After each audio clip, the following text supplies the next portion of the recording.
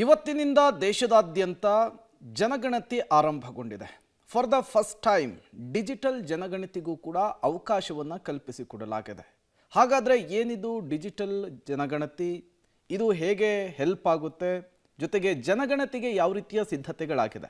ಬನ್ನಿ, ಕುರಿತಂತೆ ಒಂದು ವರದಿ ಇದೆ, ನೋಡ್ಕೊಂಡು ಬರೋಣ. ಇಂದಿನಿಂದ ದೇಶಾದ್ಯಂತ ಜನಗಣತಿ ಆರಂಭ. ಮೊದಲ ಬಾರಿಗೆ ಡಿಜಿಟಲ್ನಲ್ಲಿ ಜನಗಣತಿ. ದೇಶಾದ್ಯಂತ ಇಂದಿನಿಂದ ಜನಗಣತಿ ಆರಂಭ ಆಗಿದೆ. 2027ರ ಜನಗಣತಿ 2 ಹಂತಗಳಲ್ಲಿ ನಡೆಯುತ್ತಿದೆ. ಮೊದಲ ಹಂತವಾಗಿ ಸ್ವಯಂ ಗಣತಿ ಮತ್ತು ಎರಡನೆಯ ಹಂತವಾಗಿ ಮನೆ ಮನೆಗೆ ತೆರಳಿ ಅಧಿಕಾರಿಗಳು ಜನಗಣತಿ ನಡೆಸಲಿದ್ದಾರೆ. ಇಂದಿನಿಂದ 15ನೇ ತಾರೀಕಿನವರೆಗೂ ಸ್ವಯಂ ಗಣತಿಯಲ್ಲಿ ಭಾಗವಹಿಸಬಹುದು. ನಂತರ ಗಣತಿದಾರರು ಮನೆ ಮನೆಗೆ ತೆರಳಿ ಗಣತಿಯನ್ನ ಮಾಡಲಿದ್ದಾರೆ. ಎರಡನೆಯ ಹಂತವಾಗಿ ಏಪ್ರಿಲ್ 16ರಿಂದ ಮೇ 15ರ ಅವಧಿಯಲ್ಲಿ ಗಣತಿದಾರರು ಮೇ 15ರ ಅವಧಿಯಲ್ಲಿ ಗಣತಿದಾರರು ಮನೆ ಮನೆಗೆ ಭೇಟಿ ನೀಡಿ ಮಾಹಿತಿಯನ್ನ ಪರಿಶೀಲಿಸಿ ಸಂಗ್ರಹಿಸಲಿದ್ದಾರೆ. ಮನೆಯ ಯಾವುದೇ ಒಬ್ಬ ಸದಸ್ಯರು ಅಧಿಕೃತ ವೆಬ್ಸೈಟ್ನಲ್ಲಿ OTP ಬರುವ ತಮ್ಮ ಮೊಬೈಲ್ ಸಂಖ್ಯೆಯಿಂದ ಲಾಗಿನ್ ಆಗಿ ಜನಗಣತಿಯಲ್ಲಿ ಭಾಗವಹಿಸಬಹುದಾಗಿದೆ. ಸ್ವಯಂ ಗಣತಿಯಲ್ಲಿ ಭಾಗವಹಿಸುವುದು ಹೇಗೆ ಅಂತ ನೋಡುವುದಾದರೆ, ಸ್ವಯಂ ಗಣತಿ ಹೇಗೆ? ಅಧಿಕೃತ ಪೋರ್ಟಲ್ se.census.gov.in ಗೆ ಭೇಟಿಯನ್ನ ನೀಡುವುದು. OTP ಬರುವ ಮೊಬೈಲ್ ಸಂಖ್ಯೆ ಮೂಲಕ ಲಾಗಿನ್ ಆಗಬೇಕು.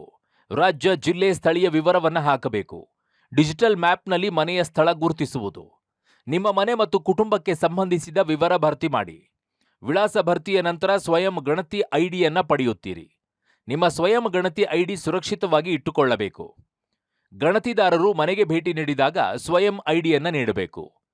ಗಣತಿದಾರರು ಸ್ವಯಂ ಐಡಿ ಮೂಲಕ ವಿವರವನ್ನ ದೃಢೀಕರಿಸುತ್ತಾರೆ. ಇನ್ನು ರಾಜ್ಯ ಸರ್ಕಾರದ ಮುಖ್ಯ ಕಾರ್ಯದರ್ಶಿ ಶಾಲಿನಿ ರಜನೀಶ್ ಕೂಡ ಮೊಬೈಲ್ ಮೂಲಕ ಸ್ವಯಂ ಗಣತಿ ದಾಖಲಾತಿಯನ್ನ ಮಾಡಿ ಗಣತಿಯಲ್ಲಿ ಭಾಗವಹಿಸುವಂತೆ ಸಂದೇಶವನ್ನ ಕೊಟ್ಟಿದ್ದಾರೆ. ಮೊಬೈಲ್ ಅಥವಾ ಕಂಪ್ಯೂಟರ್ ಇಲ್ಲದಿದ್ದಲ್ಲಿ ಸಮೀಪದ ಕಂಪ್ಯೂಟರ್ ಕೇಂದ್ರಗಳಿಂದ ಅಥವಾ ಸ್ನೇಹಿತರ ಮೊಬೈಲ್ನಿಂದ ಮಾಹಿತಿಯನ್ನ ಸಲ್ಲಿಸಿ ನೋಂದಣಿ ಸಂಖ್ಯೆಯನ್ನ ಪಡೆಯಬೇಕು. ಜನಗಣತಿ ನಮ್ಮ ರಾಜ್ಯ ಮತ್ತು ದೇಶದ ಭವಿಷ್ಯ ರೂಪಿಸುವ ಮಹತ್ವದ ಕಾರ್ಯ. ಇದು ದತ್ತಾಂಶ ಆಧಾರಿತ ನಿರ್ಧಾರಗಳಿಗೆ ಸಹಾಯ ಮಾಡುತ್ತೆ. ಆರೋಗ್ಯ, ಶಿಕ್ಷಣ, ವಸತಿ ಮತ್ತು ಮೂಲ ಸೌಕರ್ಯ ಕ್ಷೇತ್ರಗಳಲ್ಲಿ ಸಮರ್ಪಕ ಸಂಪನ್ಮೂಲ ಹಂಚಿಕೆಗೆ ದಾರಿಯನ್ನ ತೋರುತ್ತೆ. ನಿಮ್ಮ ಭಾಗವಹಿಸುವಿಕೆ ಅತ್ಯಂತ ಮುಖ್ಯ.